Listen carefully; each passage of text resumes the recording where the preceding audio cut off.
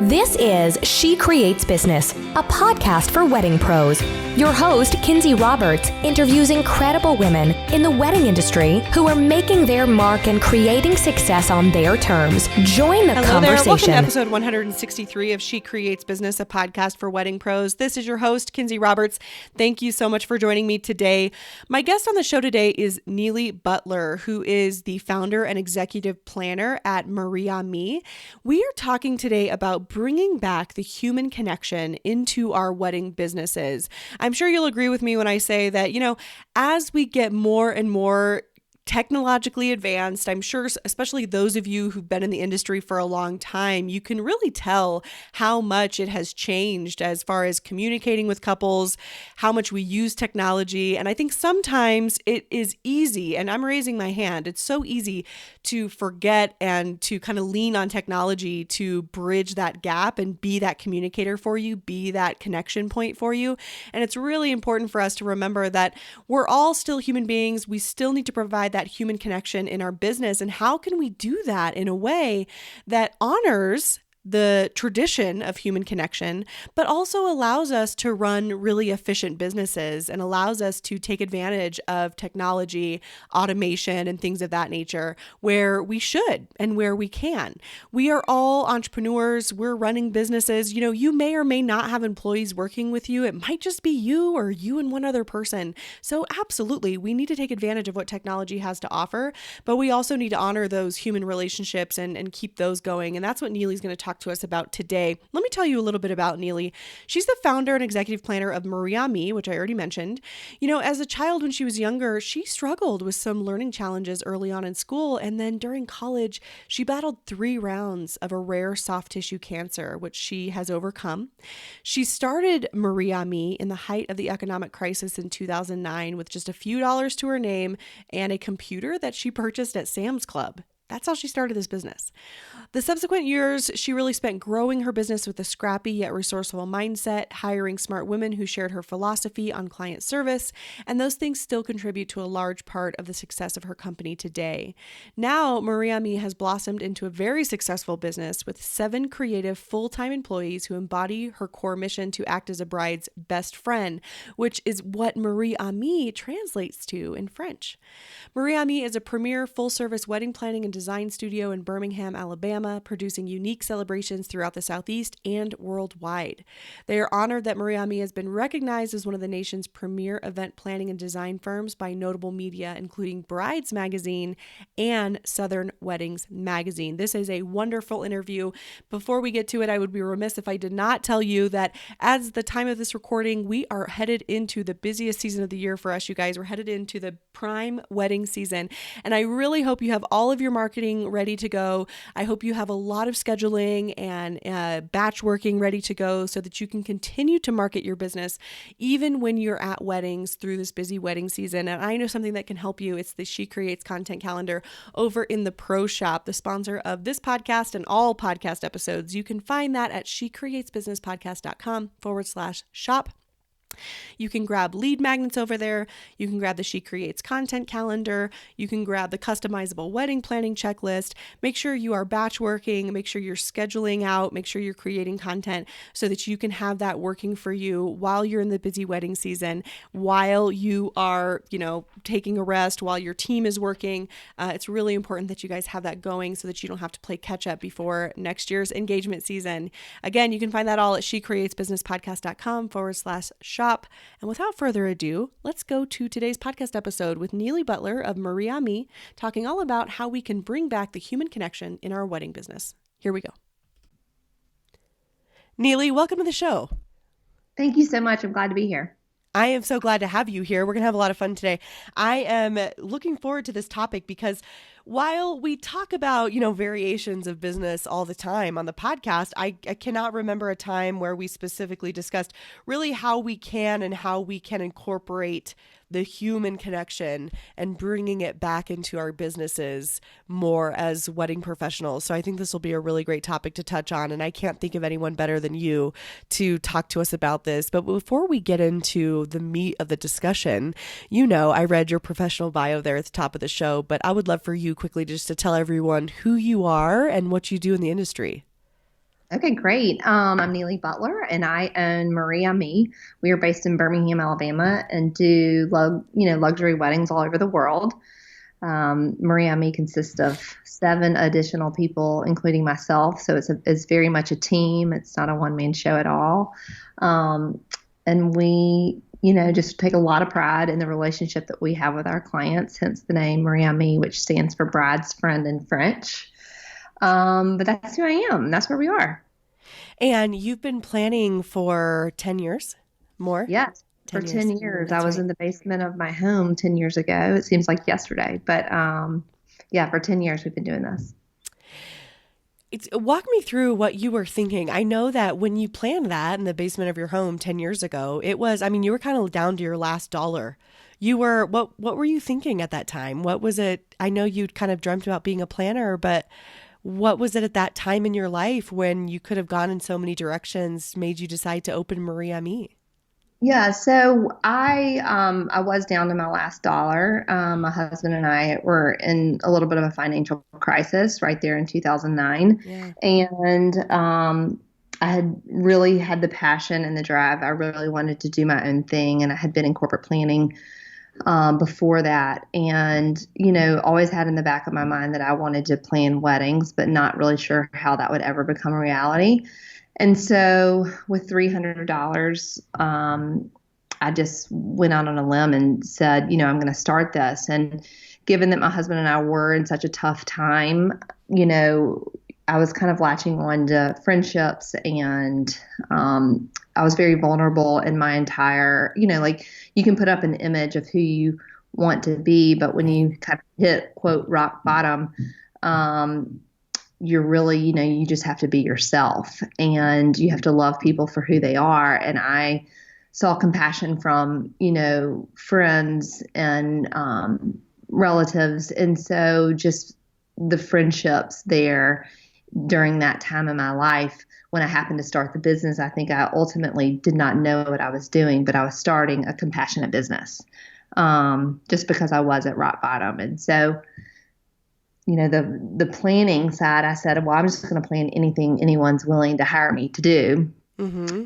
And my first event was actually a Sweet 16 party for someone I did not know well at all. And I planned it, and we became very close during that process. And over years, of course, weddings kind of took over, and I began just solely being a wedding planner. But that relationship from that very first client, I just this past year planned her, that Sweet 16, the 16-year-old's wedding. And You did. and so my that, gosh. that relationship lasted, all these years. And my son was a ring bearer, and, I really looked to that mother of the bride as almost another mother figure in my life as well. And it all started from the relationship that was built over this Sweet 16. So, I think, just planning weddings, I've just naturally kind of moved and gravitated towards, building relationships one at a time. Yeah. You made an interesting point, and I kind of wanted to shine a light on it when you said and we all do this, and that we kind of put up a facade, and maybe not even on purpose, but we kind of put up a facade of who we think we should look like, and not Right. physically, but what our life should look like, and what people think is kind of going on. But then when you hit rock bottom, that curtain kind of drops. Yeah. And we just have to be ourselves. And so did you mean that kind of at that time, what people may have thought was going on with you, that curtain had dropped, and now it was like, well, I can only be myself. Like, this is the only route I have. And what you were doing, as you said, was building a compassionate business, which obviously has carried you this last decade. But do you think that you would have gone that same route had you not had kind of that financial crisis in 2009? I would like to think that I would have had some sort of life experience to get me to where I am today. But I'm a true believer in, these experiences in life molding who you are and who you need to be. And I don't think so. I think that when you realize, like, this is who I am, and whether you like it or not, this is, the curtain dropped, and I had no choice. But I'm very thankful that it did. Right. And at the time, I would not ever want to be in that point in life ever again. But at the same time, looking back on it 10 years later, all that I learned during that phase of life is really what has molded me to be the leader that I am today. So, I'm thankful it happened. I'm not sure. I hope it would have eventually happened, but I'm glad it happened when it did. And I'm glad I'm past that. And I'm glad I am where I am today. Does that make sense? That makes a lot of sense. Absolutely. You, and I know this from your video, but Mariee Ami is a multi-million-dollar firm now today, but you just told us a story that your first event was a Sweet 16 birthday party. And I feel like one of the questions that I get from my clients a lot, or a lot of listeners from the show, or just in general, we talk about in the industry is, how do I find my ideal client? How do I get into the luxury event space? Or how do I get couples that pay more, or whatever it is, just it doesn't even have to be those questions, but people are really trying to like find who they are within their business in the industry. And I love that you said, it's just so wonderful to hear someone who has had this incredible longevity and success in the industry say, surprise, I started at the same place everyone else does. And I was planning, I did all kinds of things before I really moved into strictly weddings. Can you kind of tell us about that evolution? Yeah. So again, since I came from rock bottom, I didn't have any ego in the game. Oh, yes. And I had zero ego and probably very little self worth, just because I was very down on everything. And so I feel like I probably started this a little different. I was like, I'll do anything for anyone. I will work hard. I will love my client, and I will serve them in whatever they want me, whether it be a birthday party, an engagement party. I just need to get my name out there. I don't have anything to lose, and I have only one way to go but up. And so, I think that some people come into the business and they say, I see this luxury wedding market, and that's what I want to be. I want to be a luxury wedding planner. And I think one of the advantages that I had was that I didn't have that knowledge or that confidence to do that. And so I started off small and was willing to do, and take on any project that came my way. But what that did was that allowed me to grow naturally, and one thing leading to another, and for people to start trusting me and trusting the brand. And it eventually, when you do a good job for one family, then it leads to another. And so, some of my very first weddings, while they were not high end, they were, very low budgets. And my husband was the bartender. And I think at one wedding, he might have even been the DJ. It was just, I love this. I love it. Low in budgets, but I still had to work hard, and I still had to, love and serve this client. And it taught me what I needed to know. But then, maybe a well-to-do family, asked me to do an engagement party. Well, then after I did a great job on the engagement party, they then asked me to be a part of the wedding. And it just kind of, and then once you do a great job at a wedding and you're standing at the front door of a successful wedding, all of the guests that walk in the door say, gosh, who planned this wedding? I want to have this wedding planner plan my wedding. And so as long as I just knew if I did a really good job that one wedding would lead to the next and lead to the next. And so I never really went out and said, this is going to be our minimum. And I just always every year kind of evaluated how the year went and what type of weddings I did, and always did a good job. And so therefore the weddings just kept growing naturally. I never had to pretend to be anybody I wasn't. So I'd never had any of that anxiety of building this business, because the work was always there, because I was constantly just growing with my business. I feel like that's such a, I feel like it's kind of a double-edged sword in today's market for pros joining the industry, because on one hand, it's wonderful that anybody can join the industry, that anybody can look, pretty professional right off the bat with these great website builders and these great CRM tools. And, if they have the skills to back it up and the integrity and the drive, they can do really well. But on the other hand, it also is a bit of a disservice, because we are so bombarded with marketing messages. And you guys, like, I'm raising my hand. This is a free podcast that talks all about marketing your business, but we're kind of bombarded with messages that we have to like find our ideal client right away. And we have to, this is the budget you should be accepting right away and all of these things. And yes, that's true. It kind of goes, this is the double-edged sword. That is not wrong. But I think it can be limiting in some ways, especially for people just starting, because they don't give themselves that opportunity, like you said, to grow with their business and to learn and to experience and to experiment. Right. And, if I jumped in the market and was planning the weddings I'm planning today, 8 years ago, even 6 years ago, I would have no business doing that. What do you mean by that? There's a lot to be learned in this industry over the years. Everything I feel like we've learned is all from like experience of other weddings. And so, at the end of every wedding, my team talks about what did we do wrong? What did we like? What did we not like? And things like that. And so I was able to grow with every wedding I did. And I get better and better still today, every wedding that I do.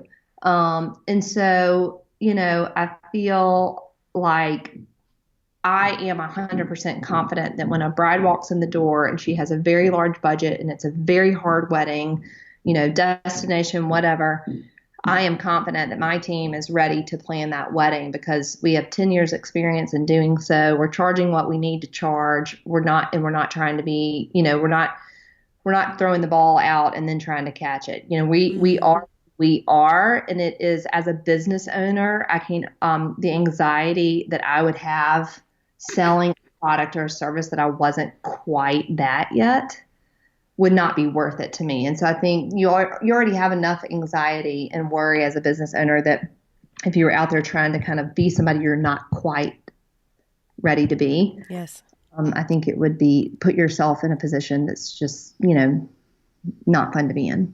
Yes, and can lead to more stress and anxiety, which might manifest itself in the work product, right, of your clients' weddings and events and things of that nature. Do you feel? I guess, when did you feel like you said you mentioned there's 7 people on your team. You've been in business for 10 years. Mm-hmm. When did you start hiring, and what did that process look like? Because you mentioned that, even 6 years ago, if you were doing the events you were doing now, that maybe wasn't where you were in your business. Did you have a team 6 years ago? And can you kind of talk to me about that evolution? So, I was a one-man show in my basement, and then, I just think of like your cute video with your like LV bag and your adorable boots. And when you say like one man show in my basement, it just sounds so funny. I had the cheapest computer you could buy from the Sam's Club. And I think it was like, 6 inches long and 4 inches tall. And I had to squat down to like even see the screen. But when I first hired someone, actually Louise, who's here now, knocked on the door, and I had a very steady stream of business at that point, and had more than I could really handle. But the fear of having to be responsible for someone else's livelihood really scared me, especially coming from the financial stress, that I had been in. I had finally gotten a good thing going, and I was just nervous to ever be responsible for anyone other than myself. And she was very adamant about coming to work with me. And she even said, I'll just come work for free. And she helped me with a wedding and then a second wedding or two. And she was great. And, I kind of worked out a deal with her that I would pay her per wedding that she helped me on. And then once I kind of got okay, I can handle this, I can pay her, then I got the confidence I needed of, really having the understanding of your finances as a business owner is hard, and being responsible and a good steward of every dollar that comes in. And so always kind of living beneath my means and not paying myself as much as I probably could have allowed me then to kind of help bring on another person. And so the two of us really hit the ground running, and I realized I could do twice as much work with Louise involved. And then I hired a graphic designer because I was monopolizing her time, and she was working from home on her own at the time. And so she mentioned, I only work for you. Would you be willing to bring me in-house? And I kind of crunched some numbers and some math, and it made sense. But I say all this, and I have been nervous every single hire. You're never not nervous But I truly believe a very wise businessman told me when I was doing corporate planning, he said, surround yourself with really good people and you will be fine. And so I have just taken into the practice really ever since, the third hire all the way up to, the seventh. When I meet the right personality who I think will drive with my team and best represent our culture for our client, then I just make it happen. Whether that means I have to take 2 more weddings on a year or whatever it is, I just make it happen because I feel like it's hard to find the right person. And if you find the right person and you make it work, then that's what makes a good team. That's right. Yeah. It's interesting that you said that even, sometimes maybe you because you were stewarding your money very well in your business, sometimes you weren't paying yourself as much as you could be, but that kind of flexibility probably in your finances allowed you to make some other strategic choices, like when you crunch numbers to hire a graphic designer. Is that something that when you're hiring, how do you weigh your options now versus then, when it's your first hire and your second hire, as you're expanding your team even more, what are you looking for in that team member? Are you looking for them to bring in a piece of the revenue? What are those kind of hiring decisions are factored in? Of course, culture and good fit, but. Right. Culture and good fit are the number one things. None of my planners are responsible for getting any business, which was just really different than I think you hear of different companies having other planners involved and they go out and get the work. But I want people to hire Mariee Ami as for who Mariee Ami is.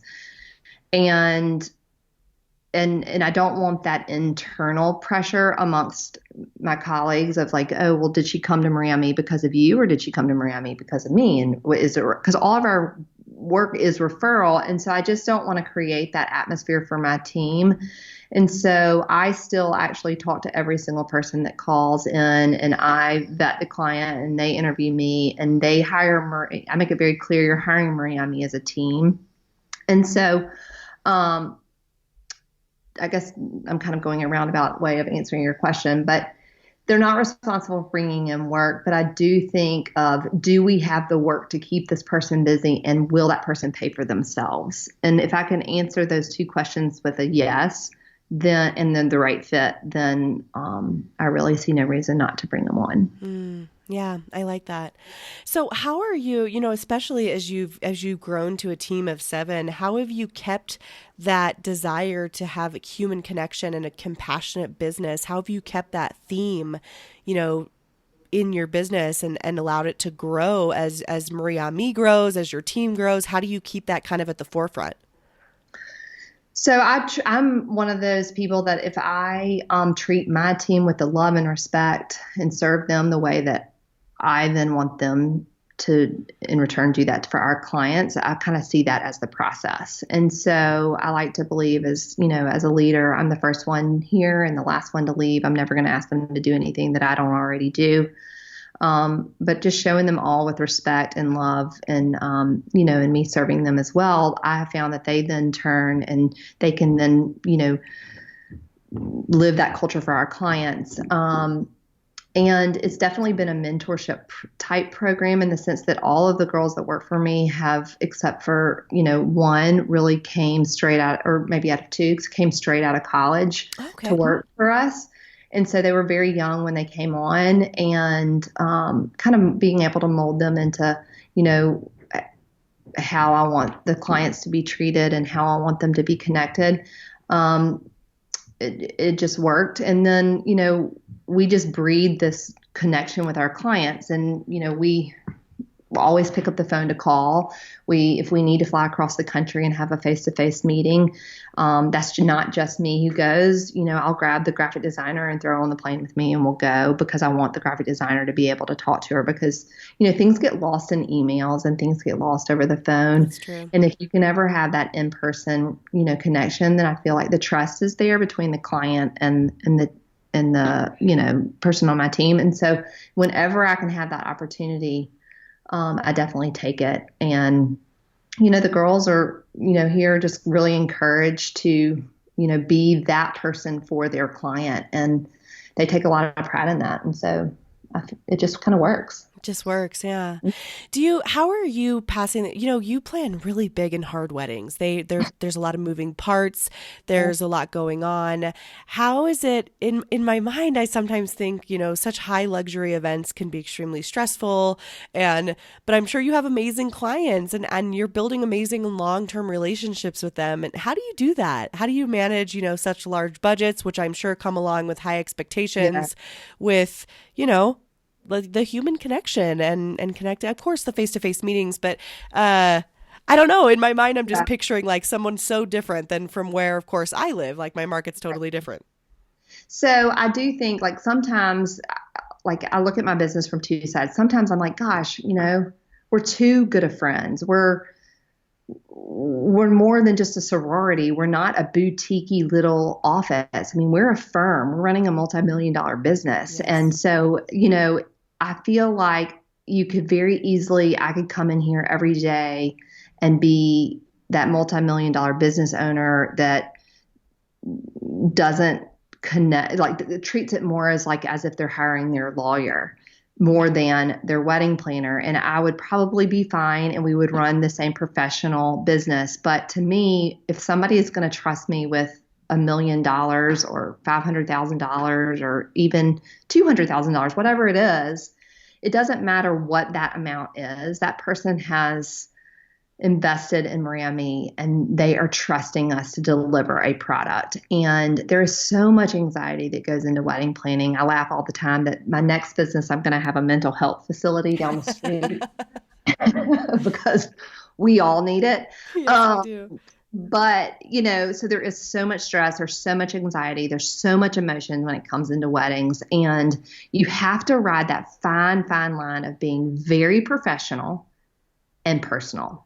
And if that client knows that I have their back no matter what, and that I can relate to them and they can trust me and they see me and anyone on my team as their friend and their advocate, then it eliminates a lot of their anxiety.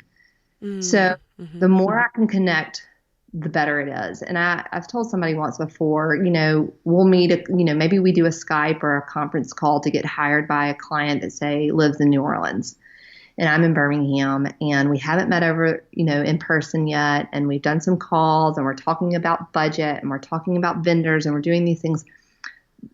The sooner I can get in front of that client, the better. And better yet, if I can get in front of that client and have dinner with them or lunch with them or ride in a car on a road trip with them, then that's all I need to plan the rest of their wedding. Because at some point during one of those things, we're going to open up to one another and we're going to talk about life and we're not going to talk about weddings. And we're going to say, she's going to ask me if I have children and then I'm going to ask about their pets. And then I'm going to and then she's going to ask me something a little more personal and I'm going to share with her. So she may say, do you have children? Yes, I have one child and I have 2 stepdaughters. And they'll be like, oh, I didn't know you were a stepmom. What's that like? Or what, and that may open up to more of my story. Or, I'm a cancer survivor. And they may say, oh my gosh, I didn't know you were a cancer survivor. And then they say, oh my gosh, I had cancer too. Or my mom did. Or, I lost my best friend to it. And so we open up. And once they realize that I'm an open book, and that I'm not anybody that I am who they see and I am who they're talking to. I'm not trying to be anybody else. Then they can then be their real selves to us.